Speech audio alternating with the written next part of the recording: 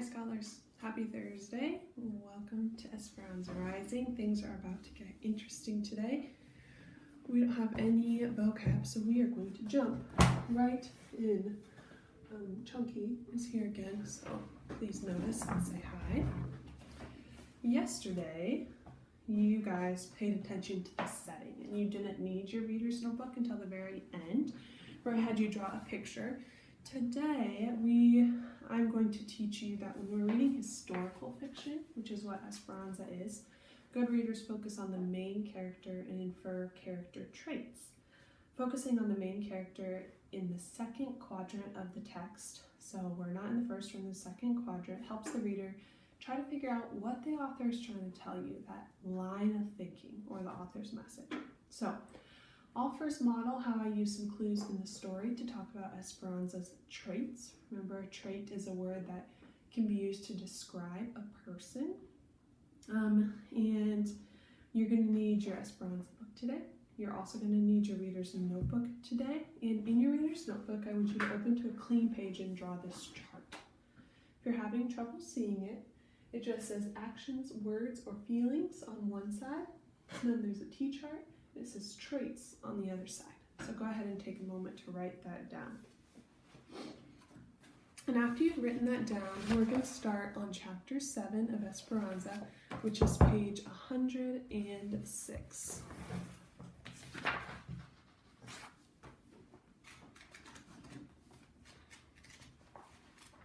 Okay, and we will start right under that little squiggle on page 106. Okay, when Esperanza opened her eyes again, it was almost light. Remember, she fell asleep in her new home. It was almost light, and she heard Mama, Hortensia, and Alfonso talking in the next room. She had slept through dinner and the entire night. She smelled cafe and chorizo. The coffee and sausage made her stomach growl, and she tried to remember when she had last eaten. Isabel was still asleep in the bed next to hers, so Esperanza quietly pulled on a long, wrinkled shirt and white blouse.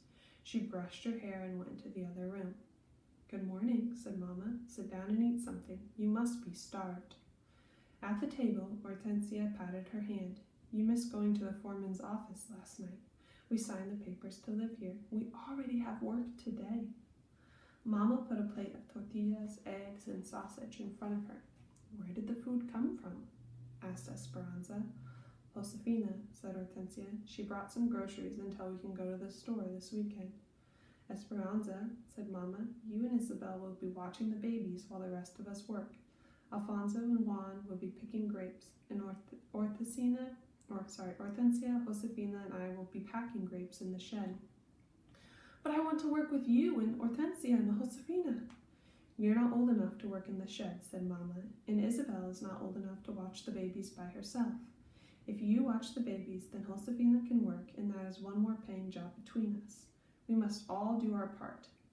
You will have a camp job too, sweeping the wooden platform every afternoon, for which they will deduct a little from our rent each month. Isabel can show you what to do later." "What's the platform?" Esperanza asked. "It's the big wooden floor outside in the middle of camp," Juan said. "They use it for meetings and dances," said Mama. Esperanza stared at her food. She did not want to be stuck in camp with the children. Okay, we're going to stop there, and I'm going to write down something about Esperanza, okay? So when the book said that Esperanza did not want to be stuck in camp with the children, I was thinking that Esperanza's a little bit ungrateful, our vocab word from a couple of days ago. So this helps me understand that she wishes that she didn't have to stay in the camp. She wishes she didn't have to take care of the children. She wants to do something else. So on this side, you're going to write wishes. So that's a feeling. Wishes she didn't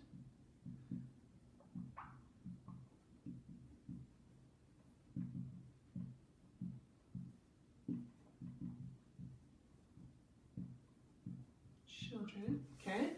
And then a trait that I think she's showing right now would be ungrateful.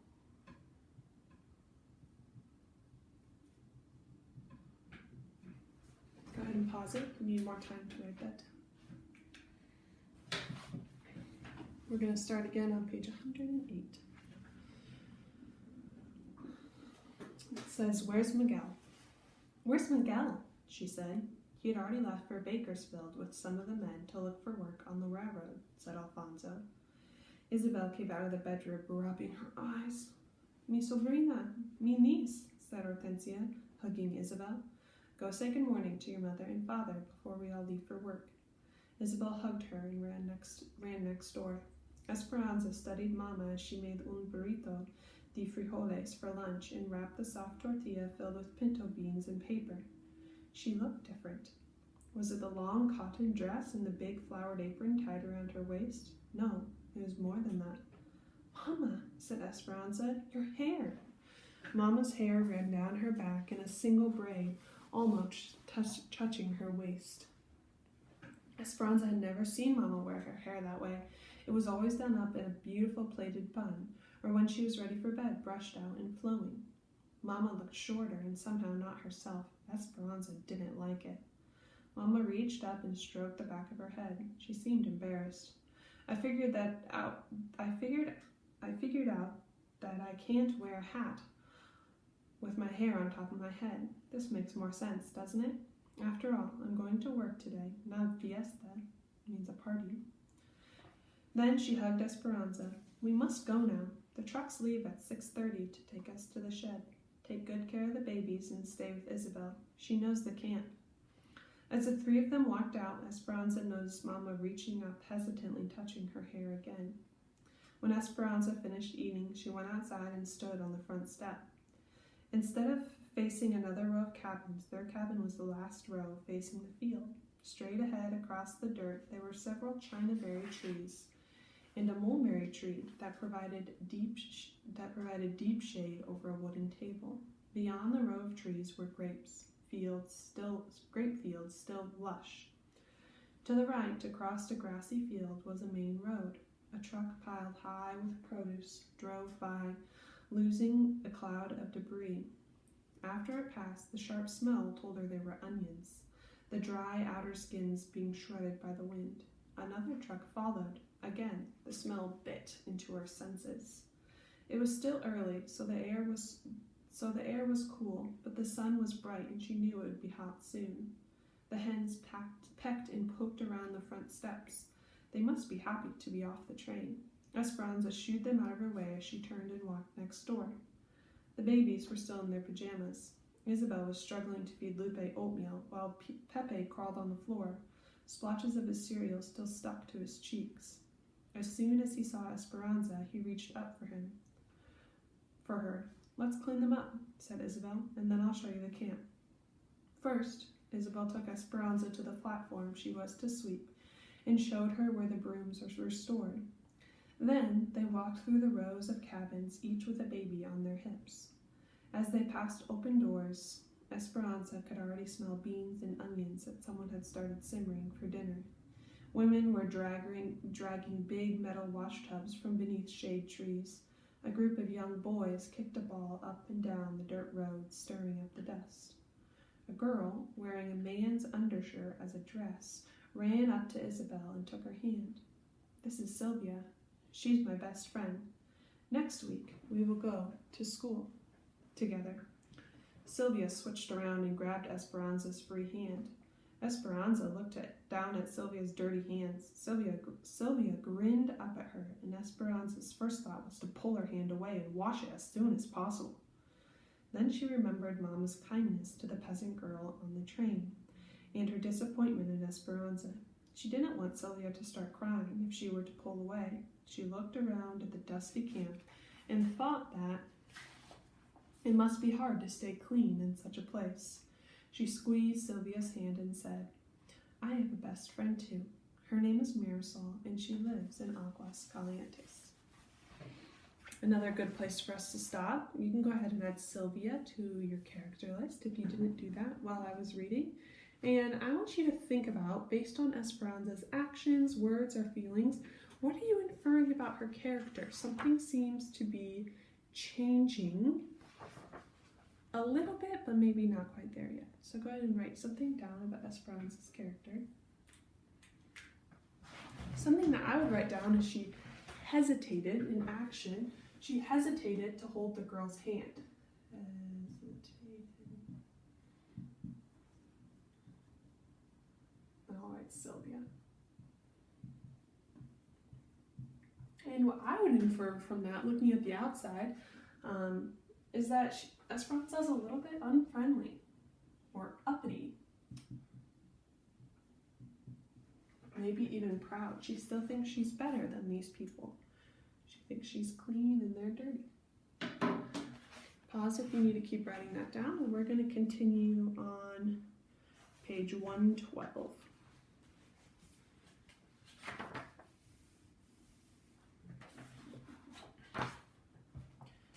Isabel introduced Esperanza to Irene. Take a second, figure out where that is. Isabel introduced Esperanza to Irene and Melina, two women who were hanging clothes to dry on a long line stretched between the cabins and a tree. Irene had long gray hair tied in a tail. Melina didn't look much older than Miguel, and she already had a baby of her own. "We heard the story of how you came from Aguascalientes," said Melina.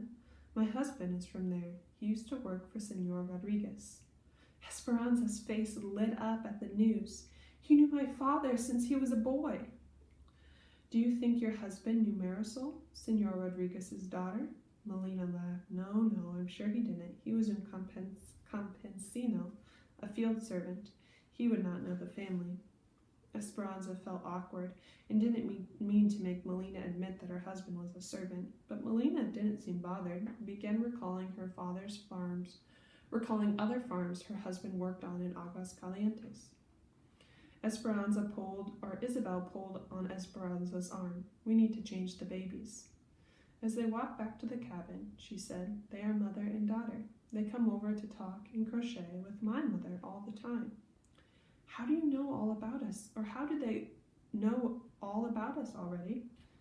Isabel raised her hand and made her fingers tap up and down on her thumbs as if a mouth was talking. "Everyone in camp knows each other's business." On the bottom of 113. "Do you know how to change a diaper?" asked Esperanza when they got back to the camp. "Certainly," said Isabel. "I would change them and you can rinse out the diapers. We need to do some laundry too." Esperanza watched as the young girl laid the babies down one at a time, unpinned their diapers, wiped their bottoms clean, and pinned on fresh diapers. Isabel handed Esperanza the smelly bundles and said, "Take them to the toilets and dump them. I'll fill the wash tub." Esperanza held them at arm's length and almost ran to the toilets. Several more onion trucks passed by, their smell accosting her eyes and nose as much as the diapers. By the time she was back, Isabel had already filled 2 wash tubs with water from an outside pipe and was swirling soap around in one of them. A washboard was propped inside. Esperanza went to the wash tub and hesitated, staring at the water. Bits of onion skins floated on the surface of the soapy water. She held a corner of one of the diapers, lightly dipping it in and out of the water, her hand never getting wet. After a few seconds, she gingerly lifted the diaper from the water. "Now what?" she said. "Esperanza, you must scrub them, like this." Isabel walked over, took the diapers, and plunged them into the water up to her elbows. The water quickly became murky. She rubbed the diapers with soap vigorously and scrubbed them back and forth against the washboard and wrung them out. Then she transferred them to the next tub, rinsing and wringing them. Isabel shook out the clean diapers and hung them on the line stretched between the chinaberry and mulberry trees. Then she started on the clothes. Esperanza was amazed. She had never washed anything in her life, and Isabel, who was only 8 years old, made it look so easy. Puzzled, Isabel looked at Esperanza. "Don't you know how to wash clothes?" "Well, Hortensia took everything out in the laundry quarters, and the servants, they always..." She looked at Isabel and shook her head no. Isabel's eyes got bigger and she looked worried. "Esperanza, when I go to school next week, you will be here alone with the babies and will have to do the laundry." Esperanza took a deep breath and said weakly, "I can learn." And later today you must sweep the platform. You do know how to sweep." "Of course," said Esperanza. She'd seen people sweep many times. Many times, she assured herself. Besides, she was already too embarrassed about the washing to admit anything else to Isabel. Okay, we're going to stop there and think of one more thing that we can write about Esperanza. So take a second and write down something in your notebook. I'm going to erase these so we can start over.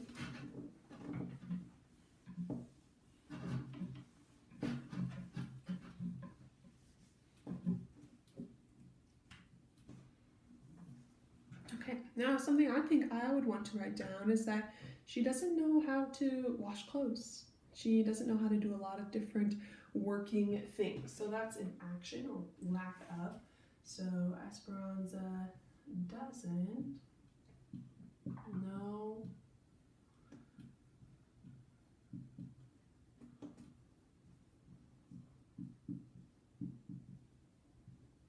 and I think that kind of shows that she's spoiled. She's not used to hard work. So you could write not used to hard work. You might write spoiled. Okay, go ahead and get that written down. Check the camera real quick.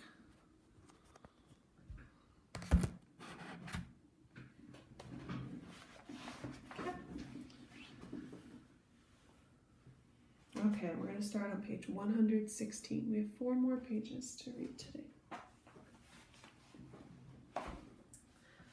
Isabel sat down with the babies. Find where we're at. Well, Esperanza went to sweep the platform. I'm going to read that again. Isabel sat with the babies while Esperanza went to sweep the platform. The camp was quiet, and even though it was late in the day, the sun was unrelenting. She retrieved the broom and stepped onto the wooden floor. Dry and brittle onion skins were everywhere. For her entire life, Esperanza had never held a broom in her hand. But she'd seen Hortensia sweep, and she tried to visualize the memory. It couldn't possibly be that hard. She put both hands near the middle of the broomstick and moved it back and forth. It swung wildly. The motion seemed awkward, and the fine dirt on the wooden planks lifted into a cloud. Onion jackets flew into the air instead of gathering together in a neat pile like Hortensia's. Esperanza's elbows did not know what to do, neither did her arms. She felt streams of perspiration sliding down her neck. She stopped for a moment and stared at the broom, as if willing it to behave. Determined, she tried again. She hadn't noticed that several trucks were already unloading workers nearby. Then she heard it. First, a small tittering, and then louder. She turned around. A group of women were laughing at her, and in the middle of the group was Marta, pointing. "La Cenicienta, Cinderella," she yelled. Burning with humiliation, Esperanza dropped the broom and ran back to the cabin. In her room, she sat on the edge of her cot, her face flushed again at the thought of the ridicule. She was still sitting there, staring at the wall, when Isabel found her. "I said I could work. I told Mama I could help, but I can't even wash clothes or sweep a floor. Does the whole camp know?" Isabel sat down on the bed next to her and patted her back. "Yes." Esperanza groaned. "I will never be able to show my face." She put her head in her hands until she heard someone else come into the room. Esperanza looked up to see Miguel, holding a broom and a dustpan, but he wasn't laughing. She looked down and bit her lips so she wouldn't cry in front of him. He shut the door, then stood in front of him and said, "How would you know how to sweep a floor? The only thing that you ever learned was how to give orders. It's not your fault, Anza. Look at me." She looked up. "Pay attention," he said, his face serious. "You hold the broom like this, one hand here and the other here." Esperanza watched. "Then you push like this, or pull towards you like this. Here, you try," he said, holding out the broom. Slowly, Esperanza got up and took the broom from him. She positioned her hand on the handle and she tried to copy him, but her movements were too big. "Smaller strokes," said Miguel, coaching, "and sweep all in one direction." She did as he said. "Now, when you get all the dirt into a pile, you hold the broom down here, near the bottom, and you push the dirt into the pan." Esperanza collected the dirt. "See, you can do it." Miguel raised his thick eyebrows and smiled. Someday you might just make a very good servant. Isabel giggled. Esperanza could not yet find humor in the situation. Somberly, she said, "Thank you, Miguel." He grinned and bowed. "At your service, mi reina." But this time his voice was kind. She remembered that he had gone to look for work on the railroad. "Did you get a job?" His smile faded. He put his hands in his pocket and shrugged his shoulders. "It is frustrating. I can fix an engine, but they will only hire Mexicans to lay track and dig ditches, not as mechanics. I've decided to work in the fields until I can convince someone to give me a chance." Esperanza nodded. After he left the room, Isabel said, "He calls you mi reina? Will you tell me about your life as a queen?" Esperanza sat down on the mattress and patted the spot next to her. Isabel sat down. "Isabel, I will tell you about how I used to live, about parties and private school and beautiful dresses. I will even show you the beautiful doll my papa bought me, if you will teach me how to pin diapers, how to wash, and—" Isabel interrupted her. "But that's so easy." Esperanza stood up and carefully practiced with the broom. "It's not easy for me." That is where we're going to stop today, 6th grade. Take a moment and write one more thing that we've learned about Esperanza in your reader's notebook. Something that I noticed that is pretty admirable is that she is determined to learn. Okay, so she doesn't give up even when things are really hard. And a trait that, I guess this determined would be more of a trait, but doesn't give up is an action. And then you can put determined on this side.